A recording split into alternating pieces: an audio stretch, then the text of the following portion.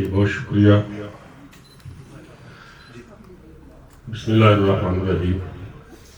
صاحبان مسند، سامعین محترم، میں یہ سمجھتا ہوں صرف 2 منٹ کی بات کروں گا شاعری کو کہنا چاہتا ہوں.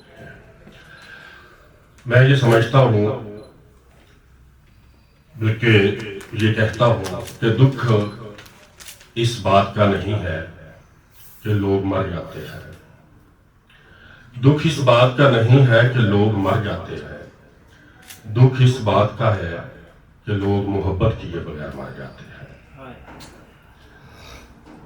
آپ نے اپنی زندگی میں بے شمار ایسے جنازے پڑھے ہوں گے.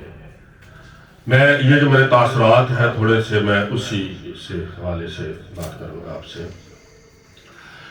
لیکن اطمینان اور خوشی کی بات یہ ہے کہ ہمارے شاعر سلمان گیلانی جو ہے وہ محبت سے بھرے ہوئے تھے، وہ خلوص سے بھرے ہوئے تھے، اور وہ اپنی سوچوں سے اپنی شاعری کی صورت میں اس دنیا کو محبت سے بھر کے گئے ہیں.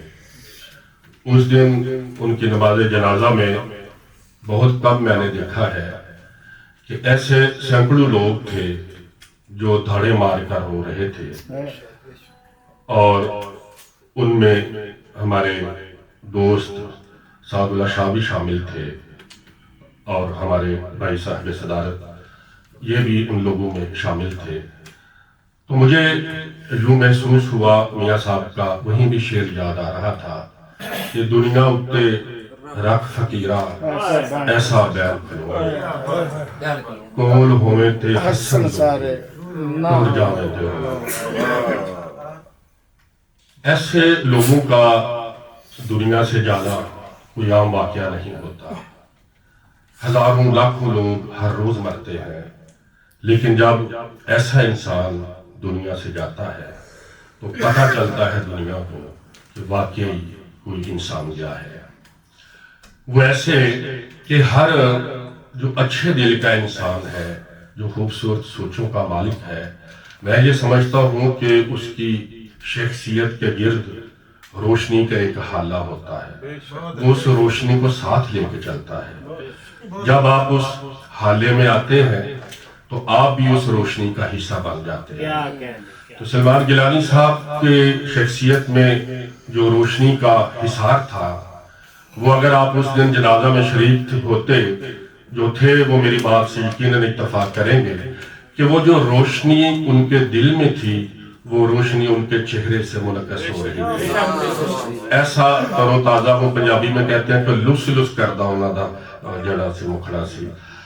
تو یہ چیزیں ایسی نہیں ہوتی، اس کے پیچھے ایک بڑی ریاضت ہے. اور سب سے جو اچھی چیز جو میں سمجھتا ہوں وہ دل کا صاف ہونا ہے. وہ دل کے صاف تھے.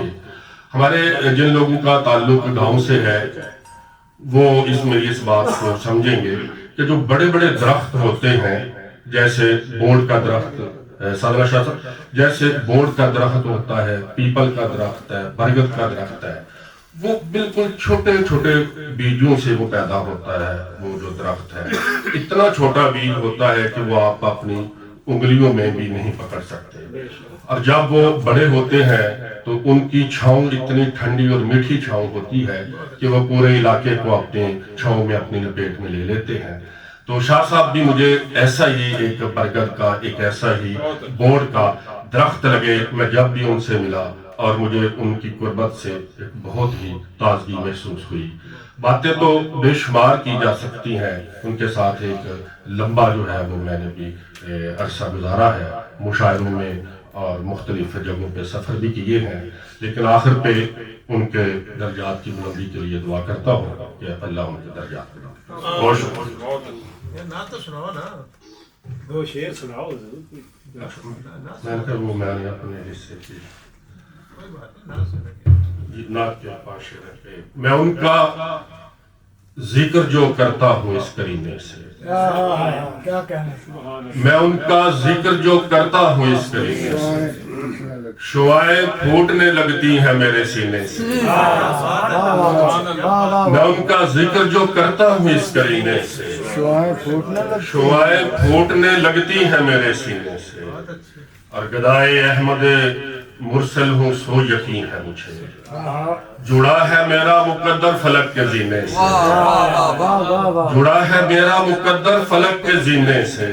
اور شعر سنیے کہ تراش جس کی ہوئی غار کی خاموشی میں، تراش جس کی ہوئی غار کی خاموشی میں، جہاں میں روشنی پھیلی اسی نگینے سے، کیا بات ہے، کیا بات ہے، کیا بات ہے۔ تراش جس کی ہوئی غار کی خاموشی میں، جہاں میں روشنی پھیلی اسی نگینے سے، اور دل و دماغ معطر سے ہو گئے سب کے، دل و دماغ معطر سے ہو گئے سب کے، ہوائیں لوٹ کے آئی ہے جو مدینے سے، ہوائیں لوٹ کے آئی ہے جو مدینے سے، اور دل و دماغ معطر سے ہو گئے سب کے، ہوائیں لوٹ کے آئی ہے جو مدینے سے، میں ان کا ذکر جو کرتا ہوں اس کرینے سے، شعائیں پھوٹنے لگتی ہیں میرے سینے سے